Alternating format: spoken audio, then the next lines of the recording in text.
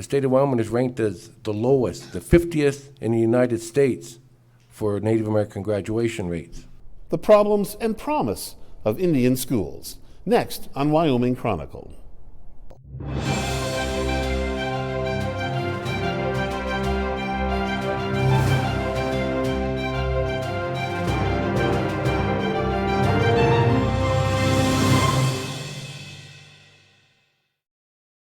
Hello, I'm Richard AGER. Welcome to Wyoming Chronicle. We are at the Wyoming Indian High School on the Wind River Reservation. The troubles facing Indian schools have drawn considerable attention in recent months at both the state and federal level. Here's a brief recap. Across the Wind River Reservation, there are signs of problems and promise. At the Arapahoe Middle School, students and teachers are continuing a long turnaround that has seen test scores dramatically increase. At Fort Washakie Middle School, student reading scores are 30 points below the state average, but the math scores only trail by 10. At Wyoming Indian High School, the combined test scores rank near the bottom of the state's 72 high schools, and yet the student athletes here rule Wyoming's basketball courts. At Wyoming's Indian schools, numbers and tests tell a story, but not the whole story. Recently, the legislature's Education and Tribal Affairs committees met, looking for solutions. But to find a solution, you must identify the problem, and that's where it can get complicated. It's the noun that the pronoun stands for. 99.8% Native American students, 82% free and reduced lunch, 80% of our students live in subsidized housing, 19% of our students are identified with a disability, and that number is going up because of the drug and alcohol use. 39% of our students live in a two-parent home, 45% students live in a single-parent home, and 16% of my students live with someone else other than their parents. Some families, some folks, there are negative attitudes towards education, some of it justifiably so, considering the history of education with Native Americans, where we've pulled their children away from them, sent them to boarding schools, punished them for speaking their native languages, those types of things. One of the biggest hurdles we're going to be having in terms of trying to improve student performance is to overcome those negative attitudes. A complicated history has made for a complicated present day. It's not only the tribal councils, but it's also the government. You know, we also have 3 governments that we work with. We have the Shoshone, the Arapahoe, and then we have the joint business councils. And then we have the state of Wyoming, and we have the federal government. Right now, the federal sequestration is having an impact all over the reservation. This last year, because of sequester, we budgeted $4.4 million, and BIE sent us 3.5. That was it. They just said, that's all we're giving you. So it's been kind of difficult. We've made some changes. We had to lay off people to be fiscally responsible. In August, 2 federal cabinet members came bearing apologies. I just want to quickly apologize. We know the desperate lack of funding, and sequester has only made funding much tighter, much more difficult. Sequester is the height of dysfunction in Washington. There is no upside there. It is terrible for children, it's terrible for education, it's terrible for our country. The 2 communities hit the hardest are our Native communities and children in military families. These are children that need the best and deserve the best, who are being disproportionately hurt now, and all of our collective voices back to our friends in Washington that this is no way to improve educational outcomes. Secretary of the Interior Sally Jewell also oversees the Bureau of Indian Affairs and the Bureau of Indian Education. She says it's time for a new era of cooperation between tribes and the federal government. Indian education is not where any of us want it to be. And the Bureau of Indian Education runs schools directly, provides grants, as we do in Wyoming. And I need help to be able to deliver what you expect the federal government to be able to deliver, to support tribes in delivering an academically rigorous and culturally appropriate education. The reception to both federal secretaries was positive, though it remains to be seen what will change and what will just be part of the dance. And joining us at Wyoming Indian High School are Joan Willow, a teacher at the Arapahoe School, Georgia Beta, who teaches at the Fort Washakie Middle School, Adrena Duran, student here at Wyoming Indian High School, and Michelle Hoffman, former superintendent of District 14, which includes this high school. Well, welcome all of you. Thank you for joining us here. You know, all the recent attention from the both federal and state level has given us a chance to take a snapshot, really, of how the Indian schools are doing. And Michelle, you had actually pointed out, you know, lowest graduation rate, below grade scores, high dropout rate. From a distance, it looks like a failed institution, but what I want to know is, from the inside, does it feel like a failed institution? Definitely not. Definitely not.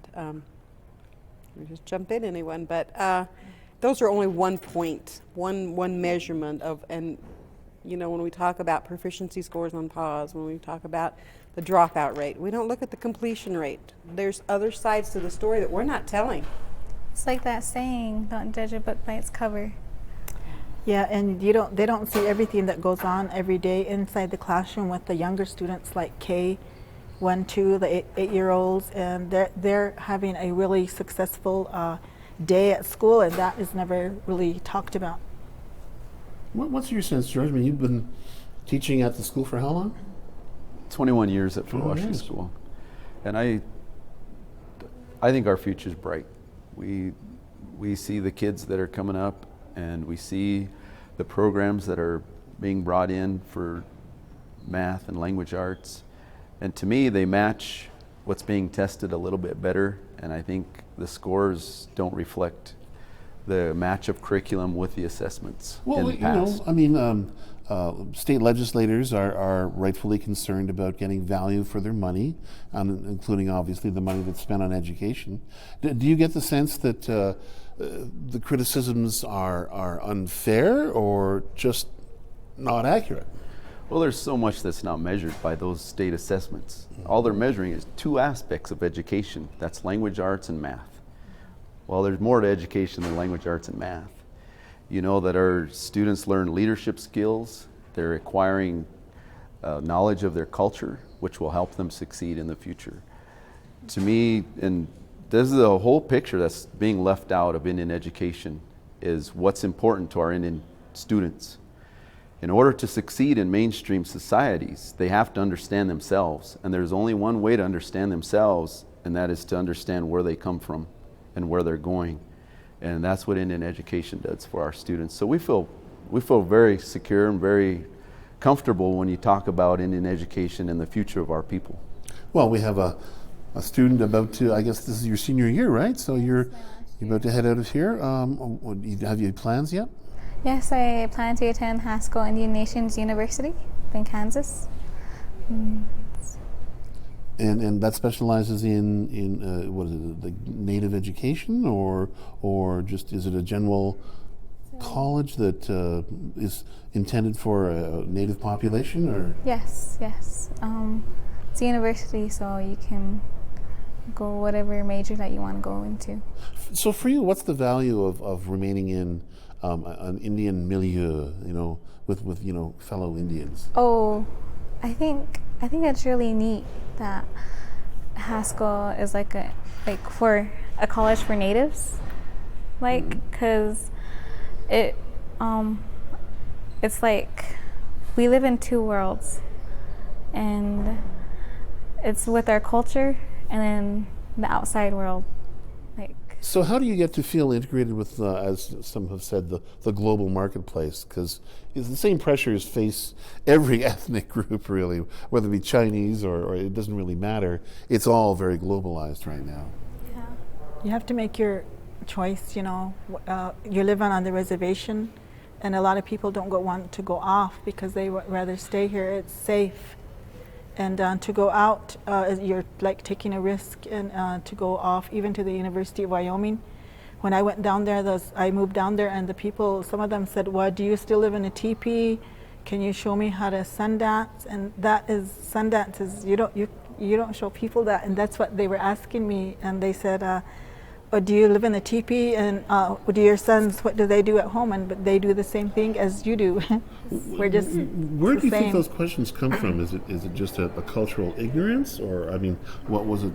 racism? Or what? I don't think it's racism. I think it's just They really thought that not- you might have lived in a yeah, teepee. they really thought that we still lived in teepees, and they still do today at some places in the world. You know, you'll still hear that when you go out to, like, you know, the East Coast and. I have a friend, his name is Marcus Ute, and he's a Shoshone, and he attends Stanford University up in California. And what caught his roommate, he's Chinese and Oriental. He was like, "You're Native American? I thought those were extinct." And see, the way he replied back was really strongly, because he was just like, "Well, obviously, we're still here." See. We are still here. And that's sad, because the United States of America was to eradicate the Native American, that they didn't even want them here. And they did a lot of things to stop the people, took their kids away, everything, but we're still here, you know. Well, you know, much of the focus, as I laid out at the beginning, and what drew the secretaries here was that, you know, I think as Secretary JEWELL said, the state of Indian education is not how we would like it. What would you look to change if there's one thing that you could change? What do you think that would be? It's hard to pick one aspect of Indian education to change because it's such a complicated picture. Mm-hmm. But I can see the progress that's been made over the last 20 years, and I've been at Fort Washington School. This is my 21st year. And to me, there's a combination of culture and looking into the future with technology that is stronger than ever. Right now, when you walk into Fort Washington School, it has the quote from Chief Washakie that education is the new weapon. That's the weapon that we need to survive and to battle and to hang on to our natural resources, our water, our hunting grounds, fishing game. And that wasn't there when I first started teaching there. So we're bringing in the culture, and these things in education were promised to Chief Washakie and to his people. And with that knowledge, it's empowering our youth and also teaching them technology and the way of the future. So it's really interesting, and it's very exciting to see what Indian education will bring in the future. I think, just to jump in there, let's talk about that one test point. I mean, we're talking that we're not doing our job. We hear that all the time. It's using a proficiency score. I know all 3 schools on the reservation right now, when we first started this state assessment, in my district, anywhere between 97 and 100% of our students were below basic. That's where we started. In every grade, at every content level that we're assessed. And it's only, like you said, math, language arts, and reading, science now. We have moved. Last year, the highest percentage that we had in the below basic was 17%. We have moved over 80% of our kids somewhere up. How many other school districts have made those kind of increases? Not very many. And we have done that on the reservation schools. We're not where we need to be. We understand that. But our education has become stronger and stronger. Our students have become stronger and stronger because of that. Well, that's what I think a lot of people question, though, is how much the education itself is valued. There was during some of the testimony at the state hearings that we heard from a member of the state board saying that one problem may be that a sort of a continued resentment for historical reasons and a continued mistrust, because educators in the past had been responsible for taking the children away from their families and putting them in boarding schools and punishing them for speaking their own language. So clearly a very checkered history, and I'm wondering how much that overhangs things today. I mean, when you talk to other, students and young people, do they have this historic sense of injustice? I think it's a lot better now, because we have our Shoshone language, or we have, for our language, Wyoming Indian gives us choices of Arapaho or Shoshone, and see, it's required for us to graduate from. And I think it's really neat that we get that opportunity here at Wyoming Indian. So I'm taking Shoshone language this semester, and I'm learning a lot more words as I go. But I have a grandmother who's Shoshone as well, and I want to get up to that point where I can continually talk to her in a conversation. And what really caught my eye was I went to a symposium at the University of Wyoming. His name was Daryl Kipp, and he did a presentation on immersion schools and language revitalization across Indian country. And it's really neat that the Arapaho tribe, they have immersion school. And I have an auntie, her name's Nora Willow. We went to Denver. We went over there and they showed us those little guys, and they're just like 3 to 4 or 5. They knew a lot more words than I knew, and I'm a 17-year-old here at Wyoming Indian High School. And man, I felt like, oh my gosh, that's so cool, but yet I felt Is that a point sad. of pride, do you think, to just, help bring back the language, the culture, to give it new life? Personally, I think so, because I'm 17 and they can talk more than I can. Well, I mean, you chose to attend here at the Indian High School. You could have gone to a high school in Lander or Riverton. Why did you choose this one? Well, I mean, a lot of people kind of look down upon this school, like, oh, it's called Wino High, or like, oh, it's just about alcohol. All the kids go there just to, all the kids there won't graduate. Like, lots of that degrading Wyoming Indian. But I seen it as like a native school where we can, just for us, just for us to accomplish our goals and keep striving forward. What do you think would have happened if you had gone to, let's say, Lander Valley High School? Well, for one thing, I have friends that went to school there, and like I kind of like to keep it at home, basically, and see them. I mean, I know their vocabulary is like a lot more better, but they're losing their culture. Yeah. Who is the, Well, I mean, your friends who have gone to off the reservation? yeah, like I like it here because it's tied into our culture. I mean, look around. We have cradle boards. We have all that still with us here. And that's one of the differences between boarding schools and ways schools are now, especially on the reservation. We incorporate the culture at all 3 districts. Culture, language is incorporated into the curriculum, which no one else does in the state. Kind of gives us a double kind of teaching resource guide. Well, obviously, the theme of the program is, how to make things better at the schools. And I think we need to probably acknowledge the role of the federal law known as No Child Left Behind. It mandates continual annual improvement. So a lot of Wyoming schools kind of hit the wall. How would you say the law has affected your teaching ability or, the classroom activities? The pendulum in Indian education and education in general swings back and forth between the 3 R's, reading, writing, and arithmetic, and a diverse curriculum with the vocational education. And when I started 20 years ago, I was teaching 5 or 6 different subjects. Today I teach about 2, math and reading. And that's because those are the curriculum, that's the part of the curriculum that's being assessed. And that's what all the hype is all about, those test scores. How well are your kids doing in reading? How well are they doing in math? So if they're going to judge us on that basis, then that's where we focus our energy. And like Michelle said, our test scores have increased 50, 60, 70%. What other district in the state? From a very low, I mean, right. you really hit bottom.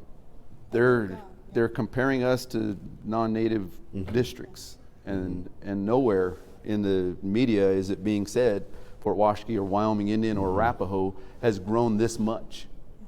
Well, how would you say that No Child Left Behind has hit Arapaho? I think that a lot of it has to do with we had a reading program, and then we got this reading program called Reading Mastery, and it brought the kids up, and at the same time we had a tutor one-on-one with the kids, and that really made our scores go, because before we were always at the bottom, and then they were coming up slowly. And I think that we should continue to grow, because I believe that Native American teachers, we need more of the Native American teachers, because you know, at each school there's only like 2 or 3, and then I think that if we have more Native teachers in the classrooms, it will help the kids understand how important Native education is, because when we are done with school, where do you go? You have to go out and get a job and help your family. So I think that you know, like having Adrina and George here, and Michelle understands a lot about Native American education. Well, you know, one of the things has been the sort of the continual turnover of superintendents on the reservation. Michelle, of course, you're an exception on this one, but in terms of like having a native-born supervisor, why do we not see more of that? Because the need, I think, you would concede is really there. It's a difficult situation. A lot of times an outsider can be more accepted than someone. If you've known someone your whole life, then you know all about them, and sometimes that changes your level of respect sometimes. And another thing is just the level of education and experience. I've been in education for 21 years. I have a master's in teaching. But if someone else comes along with a PhD, well, then they have the job, and then they know me very well. I've grown up here, but I think I still look to the future, and I know that we will have more Native administrators. And me personally, as a student, back to what Joan was talking about, we need more Native American teachers, is because we can relate to them, and it like shows us that we can go to college and get a degree. We can be a teacher. We can be a doctor. We can, like, it just like be like kind of like role models to us. You know, I think it's really neat that there's teachers like that. Now, when I first took a look at a map of the reservation and saw there were, is it 4 school districts? Well, with the BIA schools, yes, of course, yeah. That seems like an awful lot for relatively small student population. It'd be 6 if you count Lander, Riverton, and Wind River. Well, yeah. I guess my point, though, is that do you get the sense that we're a little over-regulated or just a little too much organization or bureaucracy? No, definitely, because you're talking about distinct different communities. Okay. You're talking, if you're coming back saying more consolidation on the reservation, to me that's more bureaucracy coming into it. That's not needed. We're different communities. How are we all serve Native American children? But it's like saying that Du Bois and Cheyenne are the same. It's not. No. With just the few minutes that we have left on this section of the program, I'm wondering, in terms of what you would like to see to improve things. You know, we heard during some of the hearings that it's not a question of money, but is there in fact an aspect of money here needed? More money for the schools? Well, most definitely. Impact aid is one area that we're working towards to try and take it out of sequestration. Right now, reservation schools, in the last 3 years, we've lost $7 million in funding. That's programs for our students that we need to have. Lunch breakfast programs, preschool programs, smaller classroom sizes, things that school resource officers, none of that is paid for at the state level. So that is huge, and we need to continue working to make sure that federal obligation is paid, and that is paid at the rate that it should be. And not only is sequestration affecting Native American education, it's also affecting Indian health and other housing areas for the Native American. They're always left at the back, and we need strong people to help our kids grow. Mm-hmm. Because if we don't do it, who's going to do it? You know. Anything that students can do to forward this? Be involved, go to school, set goals higher than high school, because leaving the reservation is still a huge obstacle, a huge obstacle.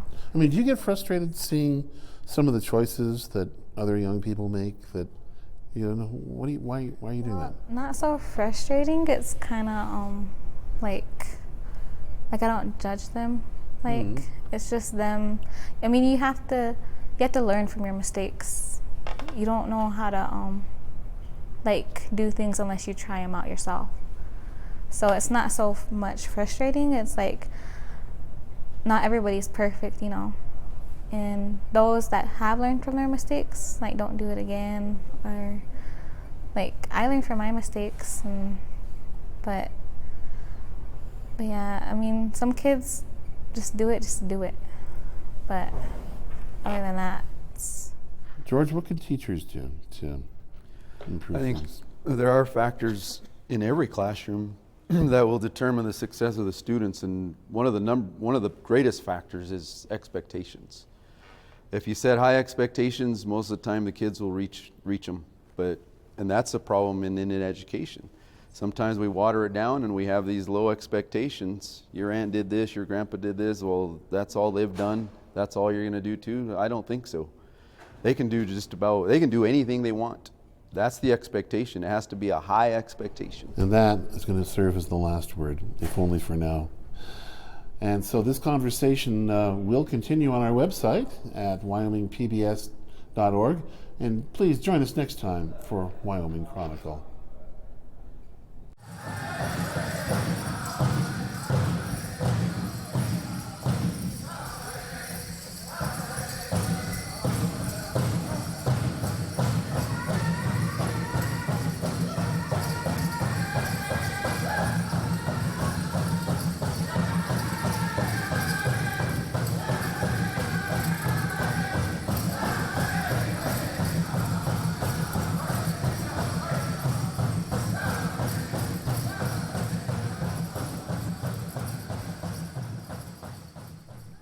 Well, George, just before I cut you off, you were going to continue.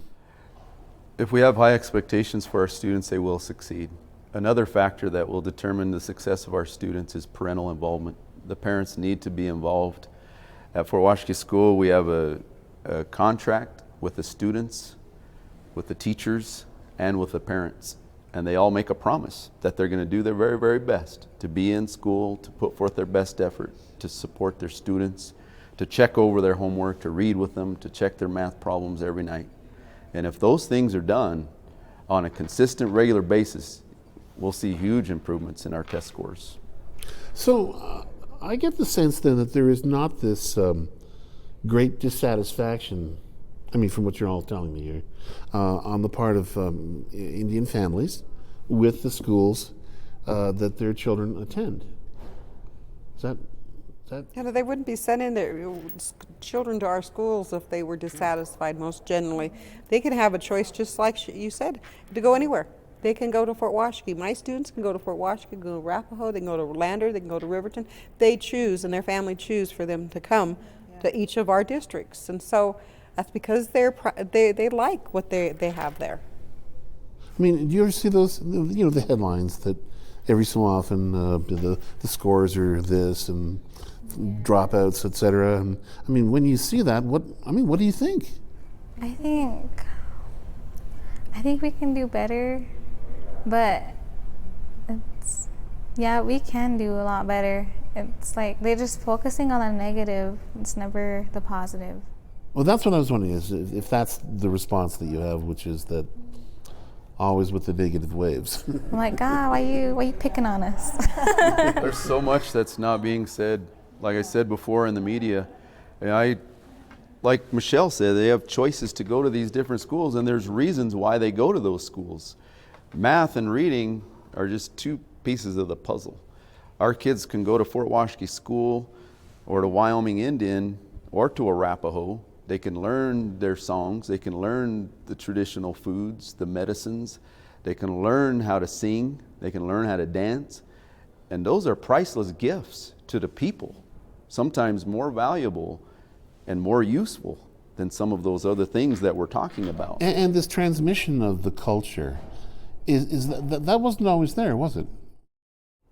No, definitely not. If you look around and you go all three schools, look at the art, look at the things produced by students behind you here. That's not tested. None of that is tested, but yet it's important. It's a skill. It's something that we need to cultivate in our students. And something has kept you at your school for these 14 It's years? the kids. I just love the kids. I'll just keep going as long as I can to be with the kids. And my main reason for teaching is I want to teach them to learn how to read. If they know how to read, they can do almost anything. And the most important thing is sounding the word out, reading the word, reading the sentence, and then they can go on more and more. And then when they know how to read, they can have a future. Well, this is certainly, I will say, a different kind of snapshot or view of the schools, of inside the schools, of what they mean, than it's true that you often get from just the competency reports, from the Department of Education.